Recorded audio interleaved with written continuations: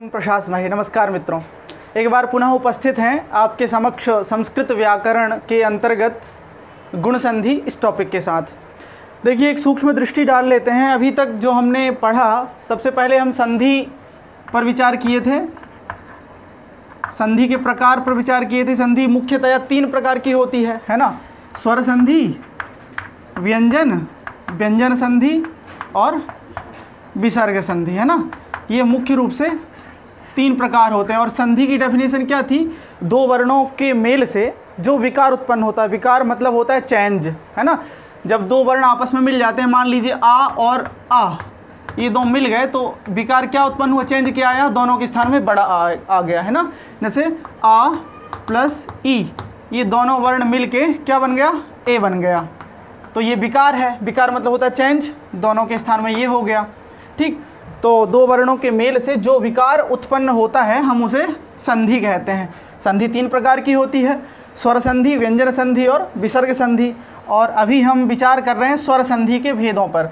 स्वर संधि के अंतर्गत भी हम पहला भेद क्या पढ़ चुके हैं? अभी दीर्घ संधि पढ़ चुके हैं। दीर्घ संधि, देखिए, इसके पहले हम स्वरों के विभाजन भी देखे थे, स्वरों के प्रकार। स्वर 3 प्रकार के होते हैं, ह्रस्व, दीर्घ और प्लुत। ये स्वर के 3 प्रकार हैं, ह्रस्व स्वर, दीर्घ स्वर और प्लुत स्वर। ठीक है, अब ह्रस्व स्वर किसे कहते हैं? तो छोटे आ, ई, उ, ये सब क्या है? ह्रस्व स्वर हैं। इसके बाद दीर्घ क्या हो जाएगा? आ, बड़ा आ, बड़ी ई अथवा बड़ा उ इत्यादि, ये हो जाएंगे दीर्घ स्वर। और प्लुत स्वर क्या हैं? तो आ के बाद ये इस तरह का साइन लग जाता है ना, ई के बाद इस तरह का। तो 3 प्रकार होते हैं स्वरों के, ह्रस्व, दीर्घ और प्लुत। हमारी संधि का नाम क्या था? दीर्घ संधि, है ना? तो 2 स्वर वर्णों के मिलने के बाद जहाँ पर दीर्घ स्वर हो जाए वही दीर्घ संधि कहलाती है, मोटे तौर पे अगर समझें तो। जैसे एक उदाहरण हम लेते हैं, मतानुसार, है ना? मतानुसार, मत धन अनुसार, है ना? अब देखिए यहाँ पर ता में क्या है? आ है ना छोटा, ता में आ निकाल लीजिए अलग, तो ता हल हो जाएगा, आ निकल गया। अनुसार का आ यहाँ पर, ये दोनों मिलके क्या हो जाएगा? बड़ा आ। इस आ के स्थान पर और ये ता में जो आ था उसके स्थान पर क्या हो गया? बड़ा आ हो गया। सबको मिला देंगे, ये वाला आ ता से मिल जाएगा, मतानुसार बन जाएगा। अथवा विद्यार्थी का देखिए, विद्याधन अर्थी, द्या में बड़ा आ होता है और अर्थी का छोटा आ होता है, तो बड़ा आ प्लस छोटा आ बराबर भी बड़ा। विद्यालय का देख लो, विद्याधन आलय, तो दोनों तरफ बड़ा आ है लेकिन एक ही बड़ा आ शेष रह जाएगा। कहने का मतलब कि चाहे छोटा आ हो चाहे बड़ा आ हो, आ के बाद यदि आ आता है तो दोनों के स्थान में केवल एक आ, वो दीर्घ आ जाता है, उसी को हम दीर्घ संधि कहते हैं। उसी तरह से दोनों तरफ अगर ई है तो दोनों ई मिलने के बाद बड़ा ई अगर रह जा रहा है, अथवा ऊ है तो वहाँ पर ये दीर्घ स्वर बीच में रहता है, दीर्घ स्वर आता है, उसे हम दीर्घ संधि कहते हैं। आज हम पढ़ने जा रहे हैं गुण संधि। अब देखिए, गुण का मतलब क्या है? गुण किसे कहते हैं? जैसे लोक में एक दयालुता गुण होता है कि ये बहुत हमेशा सत्य बोलता है, ये गुण होता है ना? अथवा हमेशा ये दान देता है, ये गुण होता है। लेकिन व्याकरण शास्त्र में गुण कहते हैं, संज्ञा प्रकरण के अंतर्गत एक सूत्र है, अदेंग गुणः। कौन सा? अदेंग गुणः।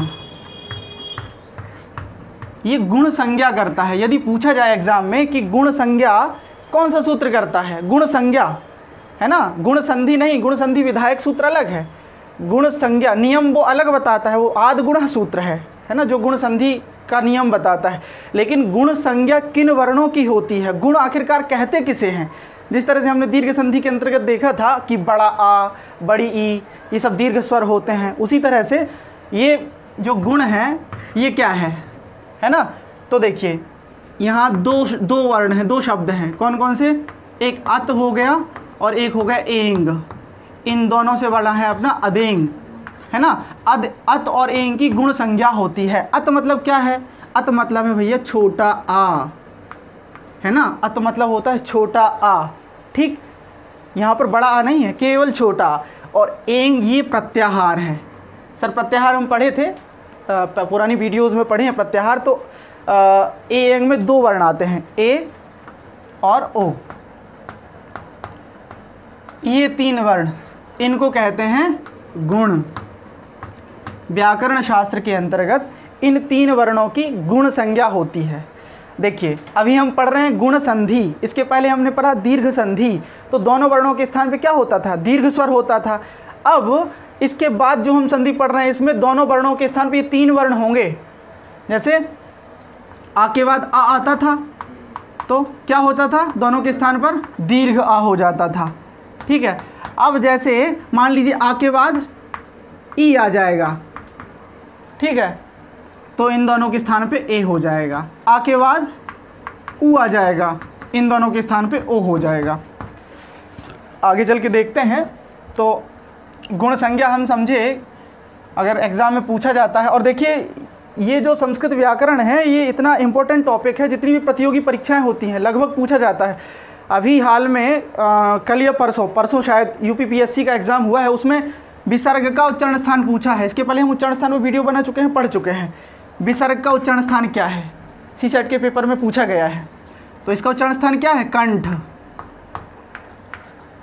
अकुह विसर्जनीय नाम कंठ। आका कवर्ग, कवर्ग मतलब काखा काखा अंगा 5 वर्ण है ना, हा और विसर्ग, इनका उच्चारण स्थान कंठ होता है। ठीक, आगे चलते हैं। तो हमने देखा गुण संज्ञा कौन सा सूत्र करता है? अदेंग गुणः। और गुण किसे कहते हैं? एक तरफ लिख देते हैं, गुण इज इक्वल टू अ, ए और ओ। ठीक, इन 3 वर्णों की गुण संज्ञा होती है, इन्हीं को गुण कहते हैं व्याकरण शास्त्र में। अब देखिए नियम है गुण संधि का, आद गुणः, आद गुणः। ठीक, इसका अर्थ होता है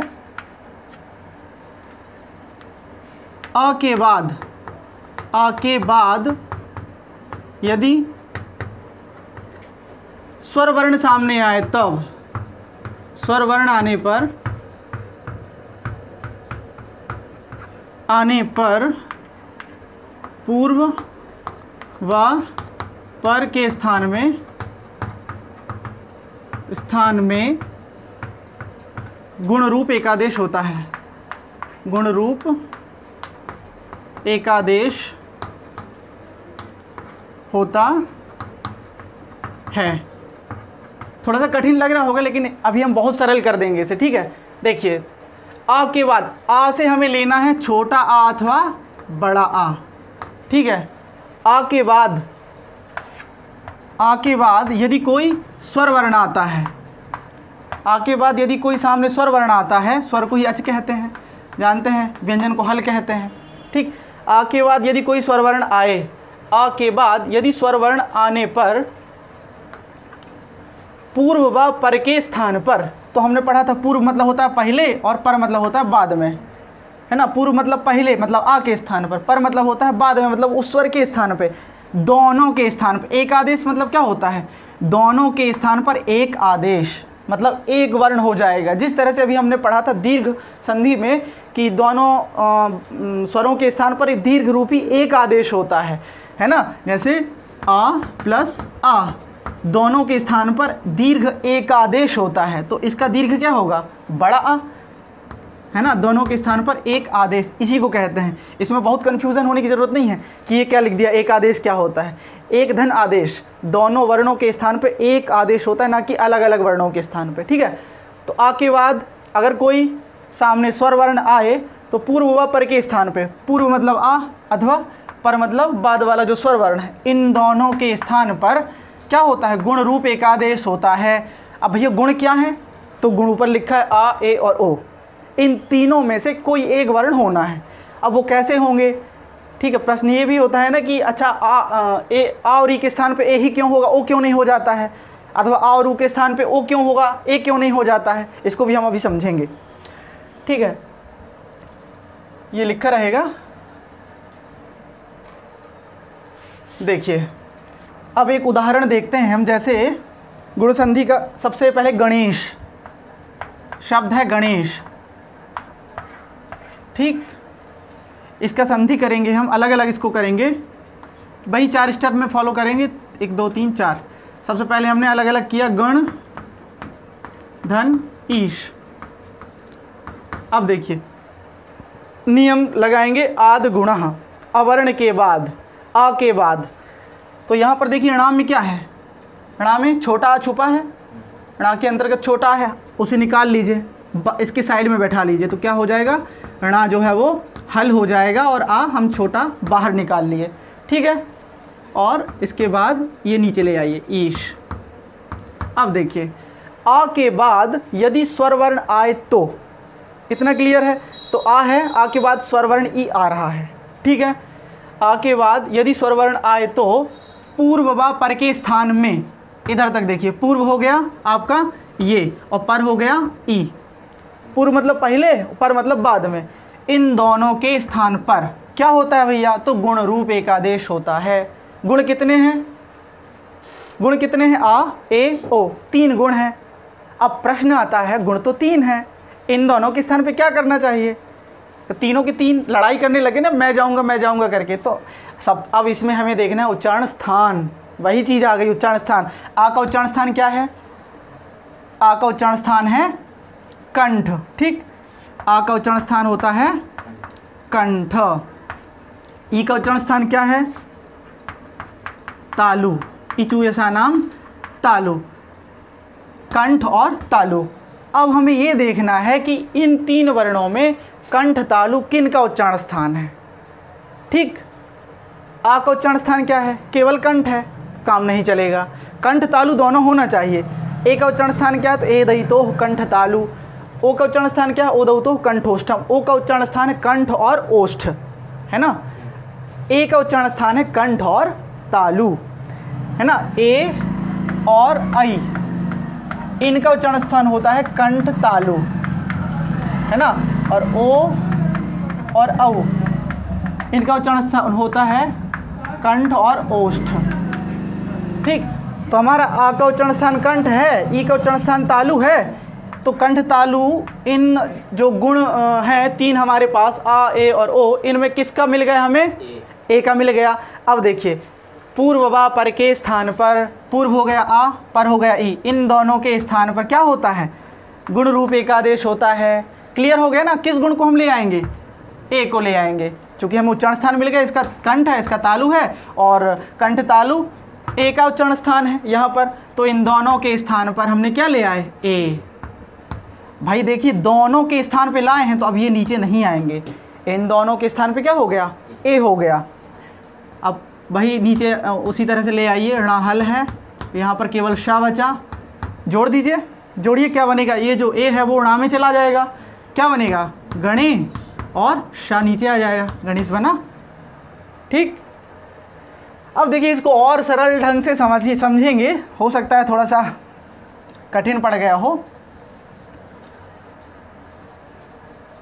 एक सामान्य कोष्टक में नियम और लिख लीजिए, वहाँ पर आ प्लस ई बराबर ए, आ प्लस ऊ बराबर ओ, ठीक। ये थोड़ा सरल पड़ेगा क्योंकि इसमें दिमाग भी उलझ सकता है। आ प्लस ई बराबर ए और आ प्लस ऊ बराबर ओ, ठीक।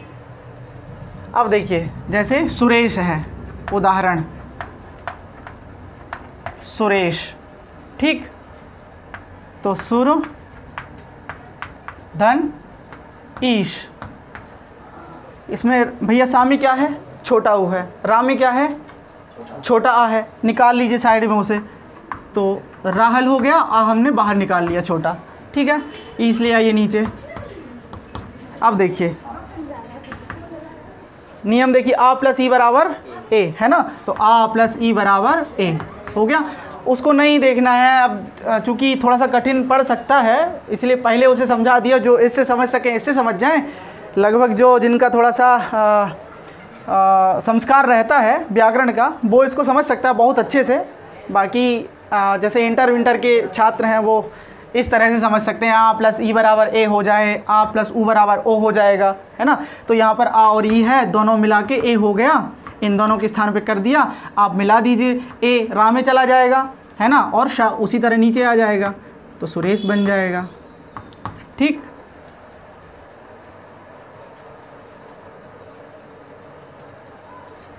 देखिए अगला उदाहरण समझते हैं।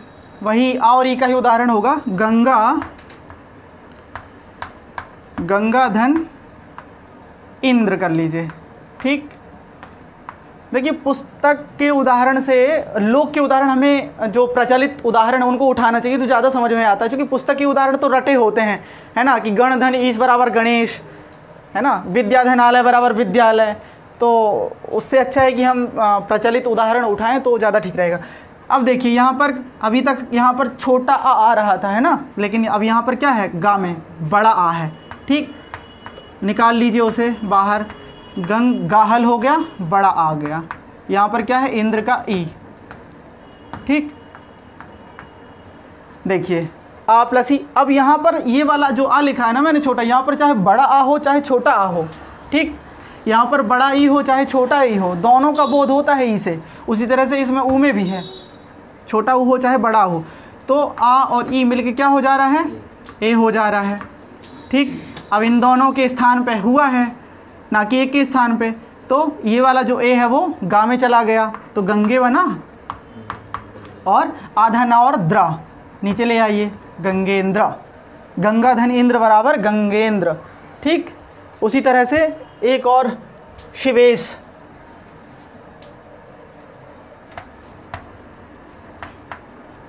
शिव धन, अथवा आप शिवा धन ईश भी कर सकते हैं। शिवा कहते हैं पार्वती को, है ना, धन ईश, पार्वती के जो ईश्वर हैं, अर्थात कौन,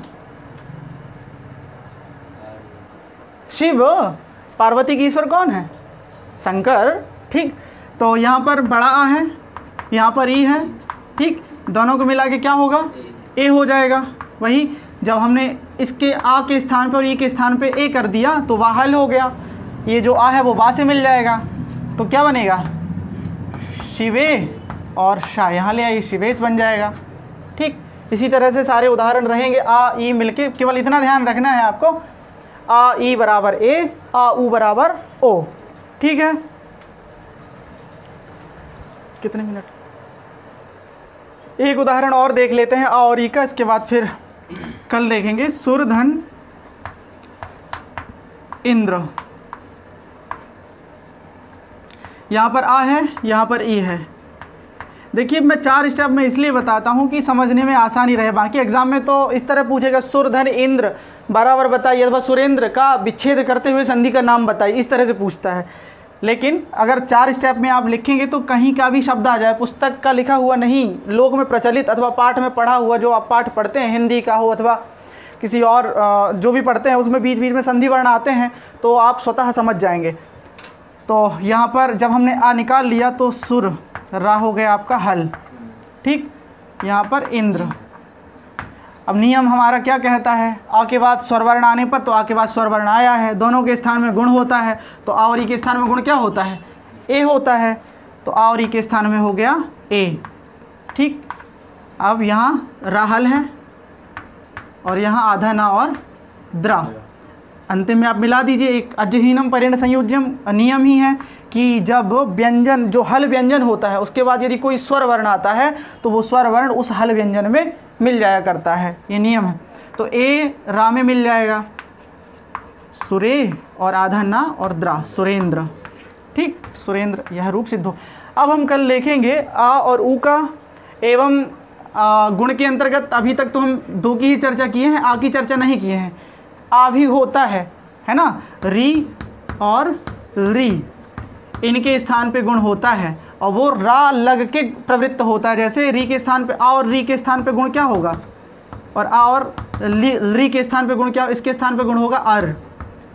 ठीक, और इसके स्थान पे गुण होगा अल। जिस तरह से आ प्लस ई बराबर ए होता है, उसी तरह से आ प्लस री बराबर अर होगा, है ना। जैसे महर्षि होता है ना, तो महाधन ऋषि। ठीक है, हा में क्या है, आ है, अलग करोगे तो हा हल हो जाएगा। यहाँ पर बड़ा आ प्लस री, ऋषि का।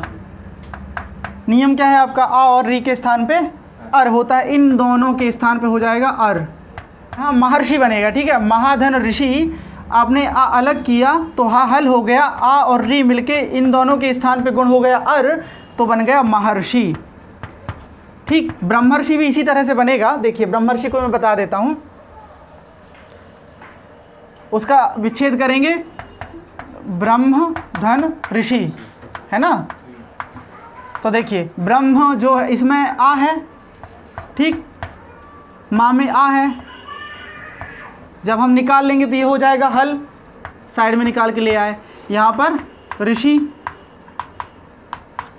नियम क्या है आपका, आ के बाद स्वर वर्ण आने पर दोनों के स्थान में गुण होता है, तो आ और री के स्थान में गुण क्या होता है, अर होता है। तो आ के स्थान में और री के स्थान में आपने कर दिया अर, ठीक, इन दोनों के स्थान में।